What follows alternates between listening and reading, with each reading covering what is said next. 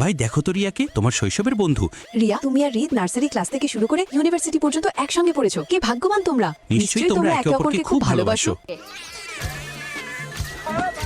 আমি তোমার চুল ছিঁড়ে ফেলবো দুষ্ট ডাইনি। তোর মায়ের সাইয়া মারবো কুতা।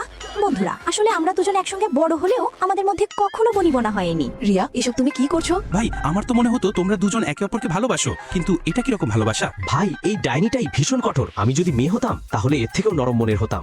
অনেক বড় এসেছে। আমি যদি তোমার জায়গায় থাকতাম তাহলে তোমার থেকেও বেশি ভদ্রলোক হতাম। আরে সামনে থেকে সরে যাও, সাইকেলের ব্রেক ফেল হয়ে গেছে। শালারের মাসির বিলাইকে মারবো। কে ছিল রে ওটা? হ্যাঁ, এটা কি? হ্যাঁ এটা কি?